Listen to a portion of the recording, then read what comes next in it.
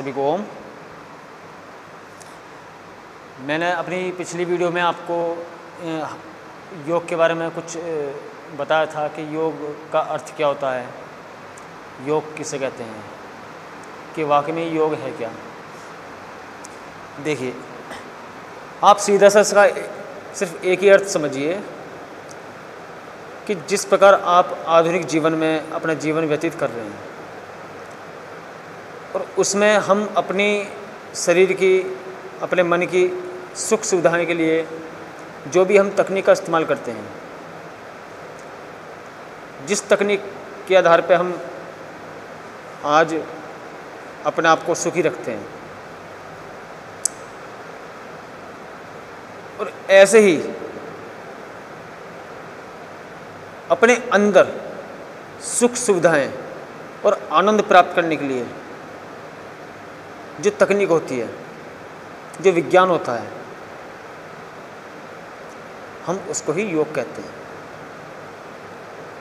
जैसे कि आप अपने शरीर को सुख प्रदान करने के लिए बाहर सब चीज़ों को इस्तेमाल करते हो, जितनी भी तकनीक से आपके बनी हुई है इस भौतिक जगत में, जितनी भी तकनीक से कोई भी वस्तुएं बनी हुई हैं, ऐसे ही हम उनसे अपना सुख प्राप्त करते हैं, सिर्फ शारीरिक सुख और मानसिक सुख। लेकिन ऐसे ही आनंद हम अपने अंदर अगर लेना चाहें, उस आनंद को, उस परमानंद को प्राप्त करना चाहें और उसको करते भी हैं, उसी तकनीक को हम योग कहते हैं। ये एक इसका सीधा सा अर्थ है। वैसे तो इसके बहुत अलग अलग हजारों मत मिलेंगे आपको, और सही भी है, लेकिन ये बिल्कुल जो हर व्यक्ति आराम से समझ सकता है। ऐसे ही देखो, योग में एक आता है हठ योग। जैसे कि योग के मैंने आपको अलग अलग पहलू बताए, या होते भी हैं। जैसे मैंने बताया था कर्म योग, भक्ति योग, ज्ञान योग, लय योग, राजयोग, तंत्र योग, मंत्र योग, अष्टांग योग। बहुत योग, कई पहलू हैं, कई रास्ते हैं, उद्देश्य सबका एक ही है। ऐसे ही आता है हठ योग। देखो, हठ योग के बारे में मैंने आपको एक वीडियो में आपको हठ योग समझाया था कि जो हकार और ठकार का मिलन को हम हठ योग बोलते हैं, एक सूर्य नाड़ी और चंद्र नाड़ी के मिलन को हम हठ योग बोलते हैं। आज मैं आपको हठ योग के बारे में बहुत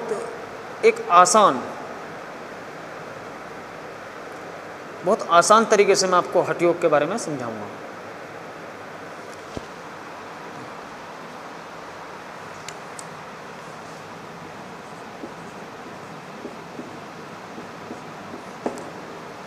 हठ योग, देखिए, हठ का मतलब होता है जिद करना। और मैंने आपको ये अपनी पिछली वीडियो में बताया भी था हठ योग के बारे में कि हमारे योग की साधना में हठ का मतलब हकार और ठकार होता है। हकार का अर्थ होता है सूर्य और ठकार का अर्थ होता है चंद्र।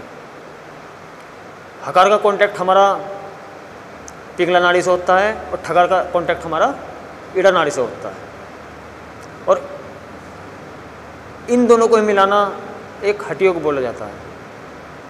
अगर इसका मैं आपको सीधे शब्दों में समझाऊं तो देखिए, हमारे जो आदिनाथ शिव थे, जिन्होंने सबसे पहले योग का ज्ञान माता पार्वती को दिया, सप्त ऋषि को दिया, वे भी एक हठ योगी कहलाए। वो कैसे? आप अपने आप को लीजिए, आप पीढ़ी दर पीढ़ी, पता नहीं कितनी अनगिनत पीढ़ियाँ, हमारी पिछली पीढ़ियाँ जो अभी तक घटित हुई हैं, जिनके द्वारा आज हम हैं, यहाँ पर जन्म ले चुकी है। हम अपने माँ बाप से जन्म लेते हैं। हम अपने बाबा जी को जानते हैं, उनके पिताजी को जानते हैं, लगभग 3, 4, 5 पीढ़ी तक हम जान सकते हैं। लेकिन अगर इस चीज़ का बोध किया जाए तो हमें देखना होगा कि जब से हमारा अस्तित्व चला आ रहा है, हम पीढ़ी दर पीढ़ी की मेहनत आज हम हैं। अब जो उस पीढ़ी में एक अनुवांशिक गुण जो जिसको हम बोलते हैं, उनके अंदर एक अनुवांशिकता या एक जेनेटिक जो होता है वही आज हमारे अंदर है। उस पीढ़ी के बीच में कोई अच्छा हुआ, कोई बुरा हुआ, कोई मजबूत हुआ, कोई कमज़ोर हुआ, हर तरह के व्यक्ति बीच में हुए, उनका असर हमारे पे होता है क्योंकि उसके तत्व हमारे अंदर समाहित हैं। जब उसके तत्व हमारे अंदर समाहित हैं तो जाहिर सी बात है कि हमारा व्यवहार, हमारा शरीर की संरचना, हमारे मन की अवस्थाएं, ये सब कुछ उनसे तालमेल रखती हैं। तो जब हम एक योग साधना के मार्ग पर चलते हैं, एक परमात्मा को प्राप्त करने के उद्देश्य से, जैसे कि मैं आपको एक एग्जाम्पल देता हूँ कि जब भोलेनाथ आदि शिव ने सप्तऋषि को हठयोग का ज्ञान दिया तो तब उन्होंने यही कहा उनसे, सप्तऋषि ने आदि शिव से, कि हम आपके जैसा बनना चाहते हैं। तो आदिनाथ शिव ने उनसे कहा कि आप मेरे जैसा बनना चाहते हो, मेरे जैसे तो आप हो, बस आपको उस मुझको पाना है। अभी आप जो अपने माँ बाप से जो पैदा हुए हो, अभी आपके अंदर वो गुण समाहित है और मुझे प्राप्त करने के लिए उन गुणों को अलग रखना होगा, उनको निकालना होगा। तो ऐसे ही आपने देखा होगा कि जब कोई सन्यासी दीक्षा ग्रहण करता है तो वो क्यों करता है, उसका मेन उद्देश्य क्या होता है? जो उसके पीढ़ी दर पीढ़ी जो उन पीढ़ियों के गुण और अवगुण आपके अंदर आए थे, उनके अंदर आए थे, वे उनसे अपना कांटेक्ट हटाना चाहते हैं। उनसे कांटेक्ट हटाकर, उनसे संबंध खत्म कर वे शिव को प्राप्त करना चाहते हैं, वे अपने अस्तित्व को प्राप्त करना चाहते हैं। यही एक संन्यास का मुख्य उद्देश्य होता है, यही एक दीक्षा का मुख्य उद्देश्य होता है। वैसे तो बहुत व्याख्यान है संन्यास की और दीक्षा की। ऐसे ही हम जब इस चीज़ की जिद करते हैं कि हमको शिव को प्राप्त करना है या अपने अस्तित्व को प्राप्त करना है, उसको आप जिद कह सकते हो। आपने जिद की, आपने जिद करके योग साधना की, हठ योग की साधना की और आपने उनको प्राप्त किया। दूसरे शब्द में हम कहें हकार और ठकार, इसका सीधा क्या अर्थ है? देखिए, सूर्य, इस पृथ्वी पर जीवन सूर्य के द्वारा ही प्रदीप्त होता है। अगर सूर्य ना होता तो यहाँ जीवन संभव नहीं होता। अगर चंद्र ना होता तो शायद जीवन कुछ और ही होता, इस प्रकार नहीं होता जिस प्रकार आज है। जो हमारे जो पिता होते हैं, देखो हमारे माँ बाप मिलकर हमको पैदा करते हैं।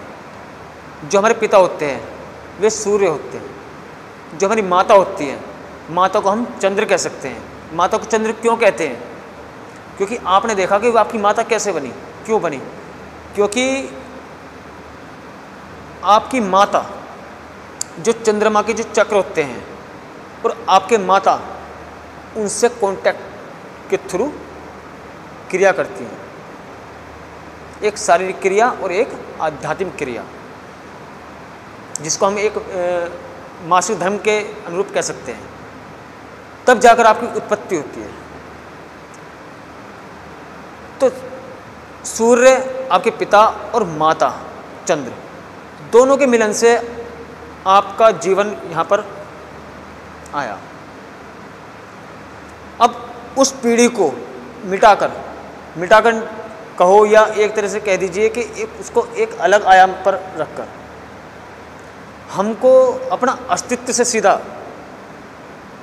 कनेक्ट होना या कांटेक्ट होना या उनसे संबंध रखना या उसको पहचानना या उनमें समाहित होना, सूर्य और चंद्रमा में, जिसको हम आदि शिव भी कह सकते हैं, वही हठ योग होता है। जैसे कि आप एक सांसारिक जीवन से अपना शरीर, अपनी देह त्याग कर अपनी आत्मा को एक आदि शिव में विलीन करना चाहते हो, और जैसे कि इस भौतिक दुनिया में आप अपने शारीरिक सुख के लिए बहुत कुछ, एक भौतिक स्तर पर बहुत कुछ करना चाहते हो, लेकिन अगर ये दोनों अवस्थाएं, आध्यात्मिक सुख भी और सांसारिक सुख भी, अगर ये प्राप्त करना चाहते हो, और इसको प्राप्त करने की जो विधि होती है उसको ही हम हठ योग कहते हैं, सूर्य और चंद्र का मिलन। तो सीधे शब्दों में हठ योग का अर्थ यही होता है, माता पिता का मिलन, या हम कह सकते हैं आदि शिव का मिलन, आदि शिव और शक्ति का मिलन। ठीक, धन्यवाद।